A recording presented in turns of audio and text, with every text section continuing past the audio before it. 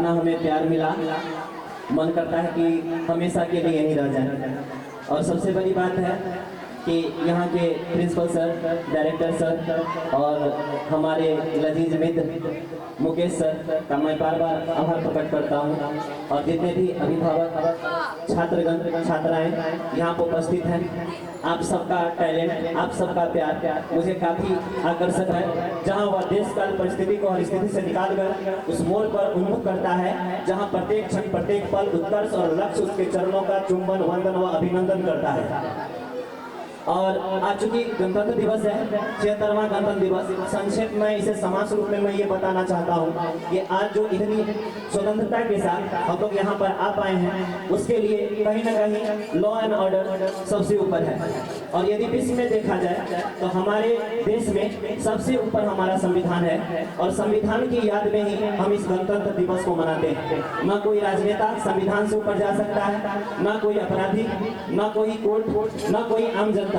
इसीलिए भारत में सबसे ऊपर हमारा संविधान है। इसीलिए इस आज़ादी और हमारे गणतंत्र दिवस के शुभ अवसर पर मैं एक स्पीच देना चाहूँगा। ये PHP के द्वारा दिया गया था कि अभी मैंने आपको कहा कुछ लोग संप्रदाय को बदल देते हैं, कुछ लोग डर के मारे, तो बता दो पाकिस्तानियों की डरते नहीं, खंभों विस्फोटक जलपोतों से हम डरते हैं, ताशकंद शिमला जैसे समझौतों से। जियर भेड़िए से डर सकती है सिंहों की औलाद नहीं, पर दस के इस पानी की है तुमको पहचान नहीं। एटम बम बनाकर किस्मत पर भूल गए, 65-69 युद्धों को शायद भूल गए। तुम याद करो अब्दुल हमीद ने पेट्रन टैंक जला डाला, हिंदुस्तानी नेटों ने अमेरिकी जेट जला डाला। तुम याद करो काजी का बेरा झटके में ही डुबा दिया, ढाका के जनरल आदि को दूध छठी का पिला दिया। पाकिस्तान ये कान खोलकर सुन ले या फिर जंग छिड़ी तो सुन ले, नाम निशान नहीं होगा, कश्मीर तो होगा लेकिन पाकिस्तान नहीं होगा। ये आवाज, ये एटम बम पर हिम्मत कौन दिखाएगा? इसे चलाने को क्या वो बाप तुम्हारा आएगा? अब की चिंता मत कर, चेहरे का खोल बदल देंगे, इतिहास की क्या हंसती है, पूरा भूगोल बदल देंगे। धारा हर मोड़ कर लाहौर से गुजरेगी गंगा, इस्लामाबाद की छाती पर लहराएगा तिरंगा झंडा। रावलपिंडी, कराची सब कुछ गर्द हो जाएगा, सिंधु नदी के आर पार पूरा भारत हो जाएगा। फिर सदियों सदियों तक गिनना जैसा शैतान नहीं होगा। कश्मीर तो होगा लेकिन पाकिस्तान नहीं होगा। तो काफी ये प्रभावी स्पीच लगा था और बहुत छोटे बच्चे के द्वारा ये दिया गया था। मैं आप लोग के लिए भी कहना चाहूँगा, आप लोग भी अभी संघर्ष करिए। और मतलब एक छोटे बच्चे से हम यहाँ तक पहुँच पाए हैं, मेरे लिए बहुत गर्व की बात है कि जिस स्कूल में हम पढ़ रहे थे, आज मुझे इतने सम्मान के साथ यहाँ बुलाया गया। इसमें मेरी टैलेंट कुछ नहीं है, मेरी सर की कृपा है, मेरी सर की टैलेंट है जो आज मेरे में दिखाई देती है, क्योंकि शिक्षकों की ही छवि छात्रों में दिखाई देती है। इसीलिए आप लोगों का व्यक्तित्व, शिक्षकों के चरित्र को मैं नमन करता हूं। और आप लोगों के उत्साहवर्धन के लिए कहना चाहूंगा, परंपराओं से बगावत हो, परंपराओं से बगावत हो, ऐसी कहानियों आपकी, परंपराओं से बगावत हो, ऐसी कहानियों आपकी। अपनी खून से लिख दो अपनी तकदीर, ऐसी बागी जवानियों आपकी। और आप लोगों को कहना चाहूंगा, परिंदों को नहीं दी जाती तालीम उड़ानों की, परिंदों को नहीं दी जाती तालीम उड़ानों की, वे खुद ही तय कर लेते मंजिलें आसमानों की। रखता हो जो हौसला आसमानों को छू लेने का, होती नहीं परवाह उन्हें कभी गिर जाने की। वो पथ क्या पति कुशलता क्या, वो पथ क्या पति कुशलता क्या जब मार्ग में बिखरे सुन न हो, वो पथ क्या पति कुशलता क्या जब मार्ग में बिखरे सुन न हो। नाभिक की थैली कुशलता क्या धाराएं प्रतिकूल न हो, धाराएं प्रतिकूल न हो। उत्साहवर्धन चाहिए। और बहुत लोगों को लगता है कि मैं तो मेहनत करता हूँ और सफल हो जाता हूँ, क्लास में फेल कर जाता हूँ, अच्छे नंबर नहीं आते हैं, तो भगवान किसी के साथ भेदभाव नहीं करता है। इसलिए मैं कहना चाहूंगा, भगवान का दिया कभी अल्प नहीं होता, भगवान का दिया कभी अल्प नहीं होता, बीच में टूट जाता वो संकल्प नहीं होता। भगवान का दिया कभी अल्प नहीं होता, बीच में टूट जाता वो संकल्प नहीं होता।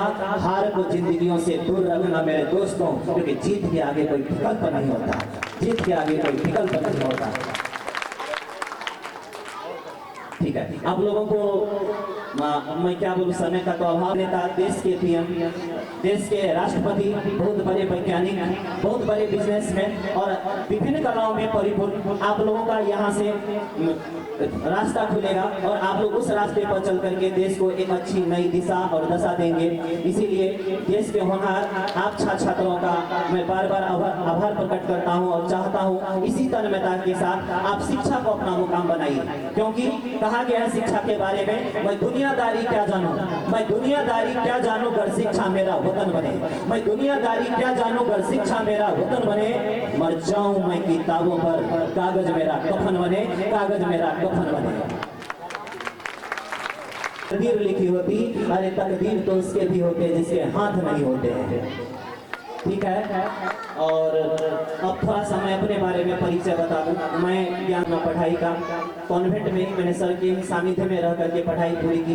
फिर आगे मुझे राष्ट्रपति पुरस्कार अभी तक 3 बार मिला है। शायद मेरे सर लोगों को मालूम होगा या नहीं मालूम होगा, लेकिन सर लोगों ने मतलब इस तरह से हमें प्रतिभावान बनाए, मंच पर लाए और तरह तरह के टैलेंट हम लोग में भरे। तो मैंने बहुत कम उम्र में 3 बार राष्ट्रपति पुरस्कार प्राप्त किया है।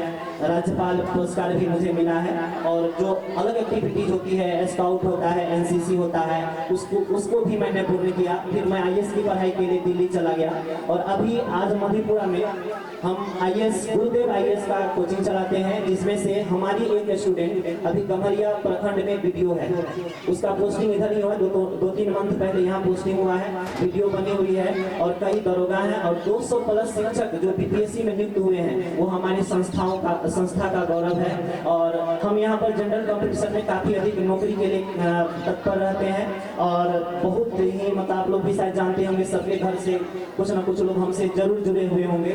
तो मैंने ये किया। अभी वर्तमान में मैं यहाँ पे यूनिवर्सिटी में भी हूँ, प्राक डिपार्टमेंट में। तो प्राक डिपार्टमेंट में जो पीसी डिपार्टमेंट होता है उसके लिए हम लोग मतलब टोटल 12 टीचर हैं, तो उसमें मेरी भी नियुक्ति है। और उसके साथ साथ मैं आप लोगों को जनरल कंपटीशन के लिए मतलब कोई भी सरकारी नौकरी के लिए हम हमेशा मार्गदर्शन करते रहते हैं। तो यदि हम चाहेंगे कि इसी तरह का माहौल हमें बार बार हो, और ये चूंकि हमारा राष्ट्र पर्व है तो राष्ट्र पर्व को हमेशा ही नमन किया जाता है, याद किया जाता है। और उन क्रांतिकारियों को, हमारे उन बुद्धिजीवियों को जिन्होंने हमें इस आज़ादी